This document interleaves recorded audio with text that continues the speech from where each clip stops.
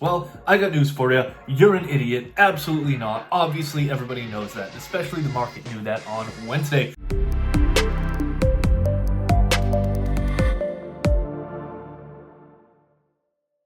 What's up, apes? Welcome back to the 𝗙𝗚𝗚𝗚𝗏 Daily Podcast of the Day. Thank you all for joining us here once again on your favorite podcast in the entire world, and obviously the world's most popular podcast here. We appreciate you joining us on this beautiful Wednesday evening here. It is currently 6:53 p.m. on October 2nd, 2024. We got a lot to talk about here in markets today.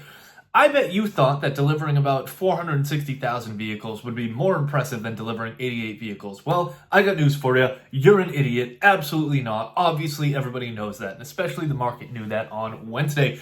That's what we saw in the share price performance from companies including Nikola and Tesla. And yes, I said that in that order intentionally. Shout out to our boy Nikola Tesla for inventing the reason that I'm able to communicate with you over this shit. We also got a lot more going on. We got some previews for the jobs report that's going to be coming up tomorrow. Well, really on Friday, but you're going to be watching this tomorrow, so I'm going to act like Friday is tomorrow.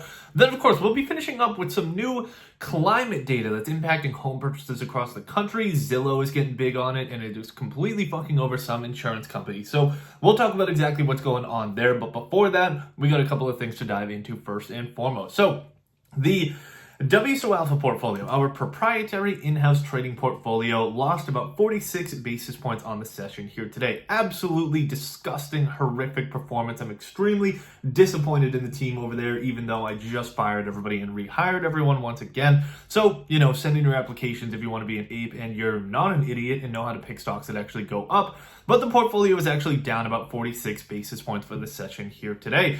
We only had a couple of winners on the day. NVIDIA led the way, and obviously when NVIDIA leads, markets are going to outperform us because we have a lower weighting to NVIDIA, and that's why the S&P 500 rose a measly little 1 basis point on the session. The NASDAQ was up 8 basis points, and not that anybody cares, but the Dow was up 9 basis points. Meanwhile, the Russell 2000 and small cap stocks lost about 14 basis points for the session here today.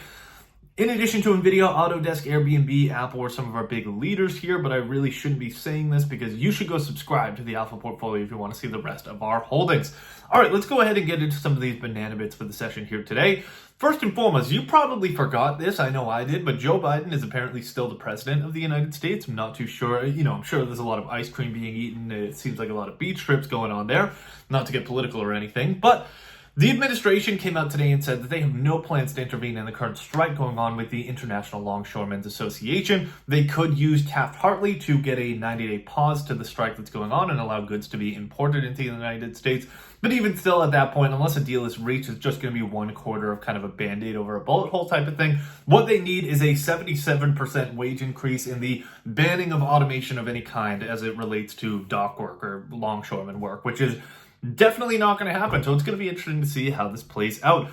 Meanwhile, OpenAI, they did just raise that $6.6 billion that everybody's been freaking out about over the past couple of weeks. They did so at an even bigger valuation than most were anticipating. Now, we were expecting a $150 billion valuation. Company actually bumped that up to $157 billion. So that means that as of closing here today, OpenAI is slightly less valuable than Comcast, more valuable than AT&T, and more valuable than Goldman Sachs. So absolutely insane numbers from this private company that lost $5 billion in 2020, or will lose $5 billion in 2024 on $3.7 billion in revenue. Impressively shitty numbers, and they're still getting valuations like this. So I guess shout out to OpenAI and the concentric hallucination that they've unleashed on the U.S. economy.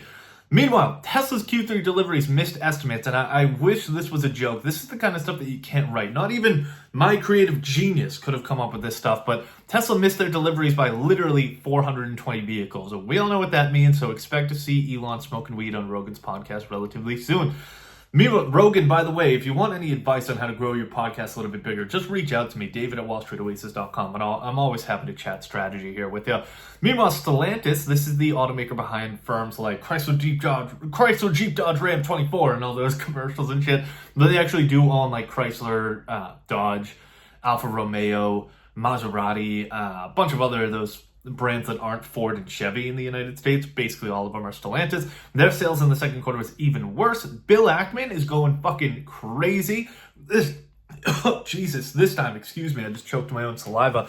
This time, however, Bill Ackman's shenanigans are not going down on X.com, which I'm sure Elon is a little bit upset about, but he just published a 49 slide deck assessing, well, basically rating Harvard as a buy, hold, or sell, and spoiler alert, he rated Harvard as a hold. So definitely go ahead and check out that slide deck. I don't think there's a single slide in there that has more than 10 words on it. So it's an easy read. It's cool to kind of think through and see all the changes at Harvard over the years. So definitely an interesting piece right there. Meanwhile, Levi Strauss is actively considering a sale of its Dockers brand. This is khakis, probably because nobody can figure out if khakis are a color or a material. It's a very mentally anguishing purchase to make for consumers, so I can completely understand why. They also didn't have a great earnings report because of that Dockers brand that we'll be talking about tomorrow. Meanwhile, I probably won't be voting in this election, but I certainly will be betting on the outcome of the election, as that is now legal in the United States. So fuck voting, just go throw your money on this stuff, and who knows? We're going to lose in the election regardless of who wins, but maybe you can win some money along the way as well. The S&P 500 has the highest PE ratio that it has ever had at the start of a Fed cutting cycle. And our final banana bit for the day, a lot of banana bits in tomorrow's edition. Inflation in the Eurozone has officially fallen below 2%. Must be fucking nice. It's the first time in 3 years that the reading has fallen below 2% in that region, and we certainly hope that we can do the same here in the United States. All right, we're 6 minutes in already. We got to go a little bit quicker here because I really have to pee. But our major macro monkey story of the day here, we are talking about the previews. Now, I don't know about you guys, but it certainly seems to me that the labor market has been listening to a little bit too much 2008 Katy Perry lately. You know, it's coming out saying it's hot, then it's cold, it's yes, then it's no, it's in, out, up, down. You know, it makes a lot of our projections for the employment market look wrong and then right, and really just nothing is black or white. And if you're not impressed by that intro, then honestly, stop the video right now. I don't want to be friends with you anymore.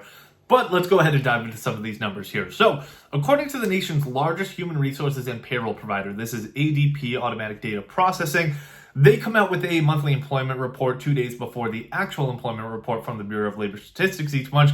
And for the month of September, according to ADP, private employers, so this is excluding government jobs, private employers added 143K positions in September. So, employment grew by 143,000 for the month, at least according to ADP, on the private employment side of things.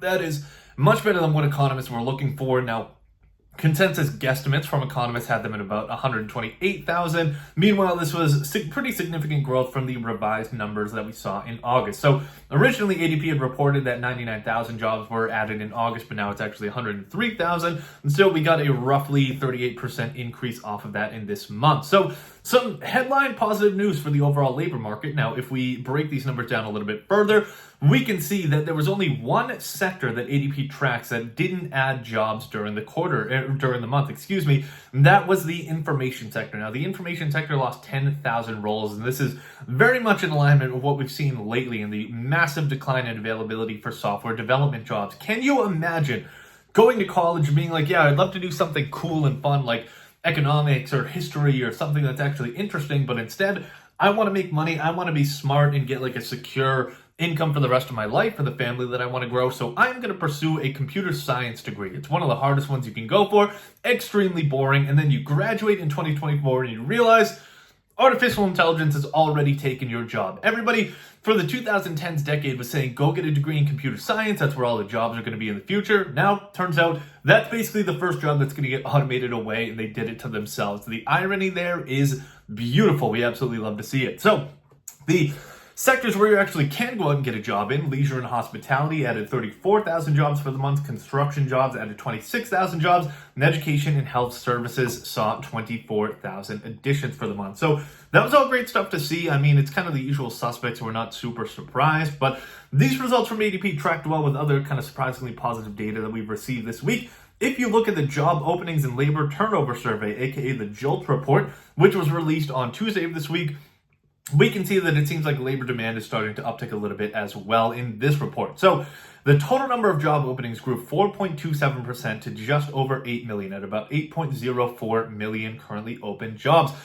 The thing is, most of that growth came from the public sector. So in terms of like this breakdown, Private job openings increased by about 3.3% for the period. Meanwhile, government job openings grew 11.8%. There are a lot more private jobs in the U.S. economy, so it grew by that 4.27% because the weighting on the private sector is much, much smaller. But still, nearly all of the job demand for the period came out of the public arena, came out of the public sector with government jobs. So Uncle Sam is willing to hire in his ever nepotistic ways, but the private markets are a little bit more hesitant at the time. A lot of this has to do with pure profit motive. Companies, the overall macro backdrop that we're in right now is extremely opaque. We've been talking about this the past couple of days. Nobody knows what's going on with interest rates, which kind of bleeds into uncertainty everywhere else. And then with the ongoing strike of half of the United States' import supply chains are called into question as well. So everything is on a little bit of thin ice. It's kind of like a wait and see moment where purchasing managers, hiring managers, nobody really wants to make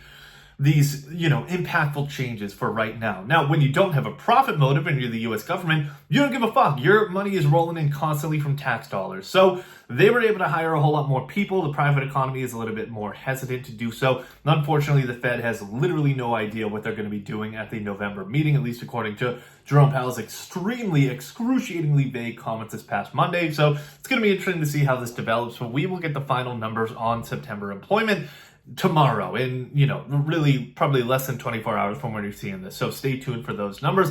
We'll be talking about it on Monday. Okay, moving into some of our big stock movers of the day.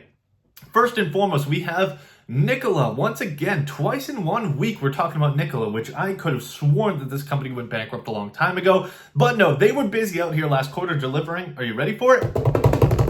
88 entire vehicles. Yeah, I know. I fucking couldn't believe it either. It wasn't 88,000. It wasn't 8,800. 88 vehicles were delivered in the past quarter. Somehow, that was above expectations and led to the day's 19.57% return. Now, 88 vehicles is approximately 0% of what Tesla delivered at 462,890 vehicles. So in other words, Tesla delivered 462,008. Fuck, I can't do that math in my head. But still, they delivered a hell of a lot more vehicles than Nikola did. So pretty interesting to see the market's reaction. This is putting the power of expectations on full display because the market was expecting somewhat like a little bit more, about 463,000 deliveries from Tesla. Shares in Tesla fell 3.49% on the session, whereas markets were only expecting about 85 deliveries from Nikola. So the fact that they got it up to 88 cents, shares up nearly 20% higher. Markets are a tricky thing, it's always interesting, and this is really where the fun of investment comes into play. Moving on to our next big mover of the day, we have Peloton. Shares were up 6.45% for the session on the day. I don't know about you guys, but I generally prefer when my stocks do not commit securities fraud. And seems like Peloton investors certainly agree with me, and the market certainly agrees with me here today as well. Shares were up 6.45% because a federal judge came out here and said, actually, they did not commit securities fraud. So that was always great to see. Now, what was going on is that a group of shareholders filed a class action lawsuit against the maker of stationary bikes, treadmills, other overpriced exercise bullshit. Former shareholders, I assume former shareholders, maybe they were still current, but they sued the company on the basis of delivering overly optimistic demand guidance in 2020 and 2021, saying that while gyms were reopening, that their demand basically wasn't changed by the reopening of these gyms. However, a federal judge said, you idiots, there are very detailed warnings that come with these extremely overzealous estimates, therefore it is not securities fraud. So, interesting stuff there, but, good reason to go up 6.5% or so, I guess. Moving on into our stinky, rotten moves of the day, we have Humana shares down 11.79% for the session. I swear to you, I absolutely promise this. I could go establish peace in the Middle East and create borders that are agreeable for everybody in the region faster than I would be able to understand how the U.S. healthcare system works. Now, that speaks to how fucked the U.S. healthcare system is, not to my knowledge on the fucking Middle East, to be honest with you. But that really was fucking over Humana here today. The only thing that I do know about the U.S. healthcare industry is that it sucks for Humana right now. Once again, shares down about 11.8% on the session because the managed care provider got some very harsh news earlier this week. So the Centers for Medicare and Medicaid Services declined their rating of Humana's largest Medicare Advantage plan, which apparently means that they are no longer eligible for some quality bonuses that they would receive in 2026. So investors were running out the door. Do not ask me what any of that means, because to be honest with you, I don't know, but that's why the stock was down 11.8% on the session here today. Moving on to our next stock, we have Nike, was down 6.77% for the session. This was after an earnings report that the company just released on Tuesday afternoon here. Now, earnings weren't terrible. They beat on the bottom line, but they missed on sales. There's an ongoing CEO turnover. This is the first time that a management shakeup has involved somebody named Elliot and hasn't sent the board directors peeing their pants. And I'm about to pee my pants personally too, so I can understand why they would be a little bit nervous. But their new CEO, Elliot Hill, notably not installed by Elliot Management, is going to be taking over the helm on October 14th with one goal in mind, and that is to make Nike cool again. It's been a struggle to get Gen Z consumers to go big on Nike now that we have big boy money and that we're making money and have jobs and everything. Gen Zers, they like to be cool, unique, hip, whatever other bullshit, like kind of aspiring to be like Woodstock or like Vietnam War protesters, but we're all in support of war these days, I guess, nonetheless, not to get political. Once again, Gen Z consumers, they don't like this big brand idea that millennials did. We basically want to be the anti-millennial generation. So we don't care about company brands like Nike or really like anything else like that. So what Nike has to do is come out with actual cool products that are going to make Gen Zers want to buy them for their tech and for the products themselves, not necessarily for the brand identity alone. Personally, I think maybe if you buy some like bright red hats and write "Make Nike Cool Again" on them, you'd really get the message out there. That seems like a great way to resolve that issue to me. Okay, moving on into our final story of the day, our thought banana. We are talking about home insurance. And I know that's probably the best pun that you've ever heard in your entire life, but let me explain exactly what the hell I'm talking about there. Getting a house, believe it or not, that's the easy part. Keeping the house, especially when you could burn it down and collect a fat insurance check, is actually the much, much harder part. And trust me, I think about that multiple times a day, more often than I think about the Roman Empire, and that is saying something because I'm a bit of a Rome stan. I actually have Latin a Roman saying tattooed on my body right there. So no big deal. Don't mean to flex or anything. Now, I live a good bit west of Boston, Massachusetts, so I'm relatively safe from these climate challenges that everybody's freaking out about, rising sea levels and everything else like that. So it's not necessarily impacting my home insurance costs, but for the rest of the country, you guys might want to pay attention to this. So last Thursday, Zillow announced a new feature that they would be adding to their platform to help homebuyers assess the climate-related risk of the homes that they're viewing. Basically, there's a score that can be attached and say like the total climate risk across 5 different metrics. Things like wildfires, flooding, alien invasions. No, I don't think that was actually on there, but if you were in New Mexico or something, I can imagine that would be spiked. But it's things like wildfires, flooding, droughts, other kind of stuff like that. And so these are all impacting the insurance premiums that homebuyers could be paying. So Zillow is kind of displaying this on their platform.